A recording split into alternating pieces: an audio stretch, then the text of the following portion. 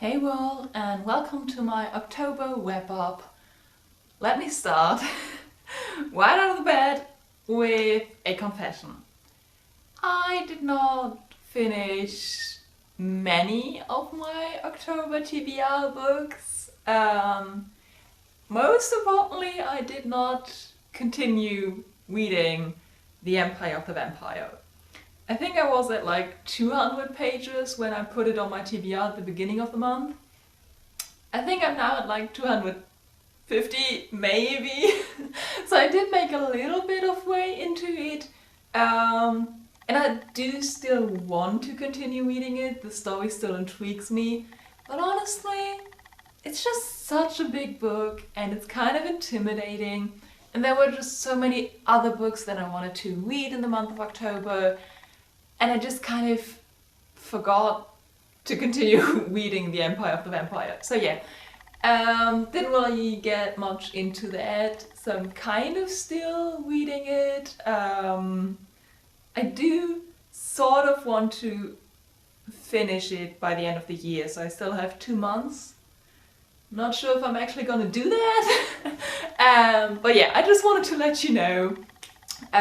You can check out my October TBR and kind of compare it to this video. As I said, I didn't read most of them. I think I got about like half of the books. I did also maybe buy some new books and read those instead. You know, as you do when you have a TBR, you just add new books to it. But yeah, I did read some really great books in the month of October, so let's get to those. And let me start with the one that had nothing to do with the spooky theme that I just picked up and wanted to read. That is a manga by Kokomi, I don't know. It's a German translation and it's called Heimkirian und Neuanfang. It's this really sweet one. It's just like a wholesome, nice little story about a guy in his mid-20s who's been to Tokyo and has tried to be like successful in the big city and kind of fail. So now he's back with his parents in his small hometown and he's kind of angry about it, but also like not too much. And then his neighbor, who's around the same age, befriends him and they also start a relationship. And it's just really wholesome and sweet and the small town vibes, and yeah, it was just really sweet and nice and cute. Let's get to the spooky reads. First of all, I finished Under the Whispering Door by TJ Klune. And oh my god. I told you, I think in my last wrap up maybe, that I read The House in the Heimkirian Sea and it was my favorite book of the year. It was so amazing. So obviously I wanted more by the author and I picked this up, and to be honest I had a little bit of trouble getting into it because the vibe is completely different. The main character is kind of an asshole in the beginning, so it took some time for me to get used to that and to get into the story. But once I was in the story, it was so wonderful. Obviously this theme is death and he's pulling no punches, let me tell you. I cried so much. It's really existentially threatening. So like, have your tissues ready and maybe don't read it when you're already in an existential crisis because this won't help. And there's themes of suicide, of child death, of murder, so there's like loads of really, really tough topics and they really get into them at some points. But apart from that, it's also so sweet and loving and funny and just heartwarming, and I don't know how he does it. I don't know how he mixes all those different energies and vibes and just feelings. I don't know how he mixes so many feelings. I was like crying, tears streaming down my face and still smiling. It's an emotional roller coaster, but it's so worth it. And again, like with the Heimkirian Sea, the characters are just so well done, so lovely, so wonderful. And yeah, really love it. 100% recommend it. And I'm now gonna continue on my Cluner obsession and read his first books, which I think are superheroes, so that's cool. So yeah, really recommend TJ Cluner, and really enjoyed that book. I did not, however, enjoy the Frankenstein comic that my coworker got me. As you saw in my TBR, I was really excited about it because I've been wanting to reread Frankenstein for a while. It's one of my favorite novels of all time. And I thought, you know, my coworker gifted me a comic version of it, so it's a really nice way to get into it again. It wasn't. I can't quite describe it, but I actually didn't finish this, and I was really let down. And I think it's the abbreviation of the source. Obviously, for a comic, you can't use the entire text of Frankenstein, so they had to pick and choose which parts to put in, and they just did a really weird job of it. Like, some parts that I find really important were cut completely, and some parts were actually added. Like, there's an entire storyline added to it that doesn't exist in the original, and I don't know why they did that. And also, like, the plot points they decided to focus on are really weird and not necessary, and just, yeah, it felt really off and weird and not like the real Frankenstein story. So sadly, I was really disappointed by that. And I guess I'm just gonna have to read the original Frankenstein instead. And get back into that, which, you know, I'm fine with because I really love the story. The next book I read was Weathering with You by Makoto Shinkai. This is the novel version. As with Your Name, there's a novel, a manga series, and an anime of this, and I started reading the manga, but with Your Name I actually preferred the novel to the manga, so I just wanted to pick up the novel and see if that's the same. And actually with this story it's the other way around, and I think that's because Your Name focuses so much on emotions and thought process and like the inner life of the characters, so the novel works better where you get like their thoughts a lot.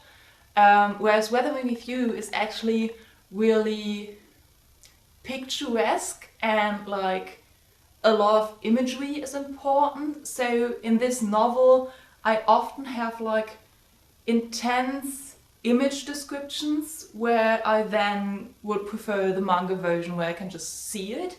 So I am gonna read the manga and see if I actually like that better and if the story works better in that format as I think it does. But I still really enjoyed the novel version. It's a really interesting story. I'm not gonna tell you too much, but basically this young man, or I think he's still in high school, basically he runs away from home and I think also into he goes into Tokyo. And is kind of living on the street, and then he meets this girl who can control the weather. And it's a really interesting concept. Like, Makoto Shinkai goes into his idea of how weather works and how like the clouds are formed and that kind of stuff. So mostly I was fascinated with the magical aspect of it and the weather controlling and the like supernatural elements. So I really did enjoy that. I did prefer Your Name, but I did really enjoy this story as well. And as I said, I'm gonna definitely pick up the manga and hopefully also get a chance to see the anime at some point. And the last book I read in the month of October is A Tale of Sorcery by Chris Colfer. Look at this gorgeous book. Just look at it. Why is this hiding under a dust jacket? Like, the dust jackets for the series are also really pretty. But look at this. This is just stunning. Oh, beautiful. However, I have a little bit of a bone to pick with Chris Colfer, because as you might know from some of my previous videos, his Land of Stories series is one of my favorite fairy tale retellings of all time. I'm not actually sure if you can call it a fairy tale retelling because it kind of meshes all different fairy tales. It's not one fairy tale, but this whole world where all the characters live. But it's so well done, it's so clever, it's so funny, it's so exciting. I really, really, really adore the Land of Stories series. So obviously I was thrilled when I was told that there'd be a previous series and like the prequel of how this world came to be, which is the Tale of Magic series. And I'm a little bit let down. Like, the writing is still lovely and the characters are still exciting, but the story itself is really lacking in comparison to Land of Stories. And especially in this one, I just felt it so much that it basically felt like the first half of the book was really, really slow and just like all this backstory that we need and like all those like legend and stories and all of that and hints. And then in the second half, suddenly everything is happening at once and it's kind of messy and you get all the answers to those hints and all the previous build-up makes sense. But just the timing, the pacing is really weird and I did not enjoy it. And I'm so sad about it because I love Land of Stories so much and I was so excited for this series. And it wasn't as harsh with the first two books in the series, but with this one it kind of feels like he's out of ideas and that makes me really, really sad. And I'm gonna continue reading the series because I hope that it's just a one-off thing and there's been some really cool new folklore introduced in this world that I hope is gonna play a role in the next book. But yeah, I was kind of let down by this one. But as I said, I'm gonna keep up my hope for the rest of the series because I have faith in Chris Colfer and hopefully he won't disappoint me again. So yeah, those are all the books I've read in October.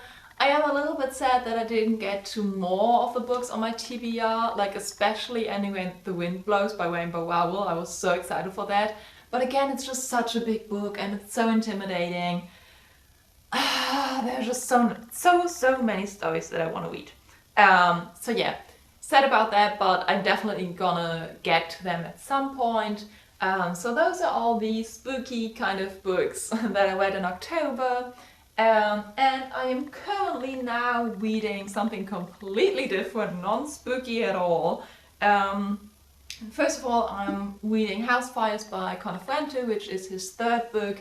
And I really enjoy his writing style. It really feels like he's talking to you and just telling you his story. And there's gorgeous pictures and poetry in between, like just really nicely illustrated with all his photographs. Yeah, it's just a really, really pretty book. So I'm like getting in and out of this one. And then I'm reading Frida Skybeck's new novel in the German edition, Das Geheimnis des Bücherschranks. I was a huge fan of her first novel, and sadly this one isn't quite as wonderful, but it's also just really nice, you know, autumn read with like the obvious romance story. It's kind of just a cozy read, and I'm about halfway into this one. So those are the ones I'm currently reading. Let me know if you've read any of the books I talked about and what you think of them down in the comments below. And yeah, that's it for the month of October. I hope you're all doing well. I hope you always have a reason to smile, and I shall see you soon. Bye!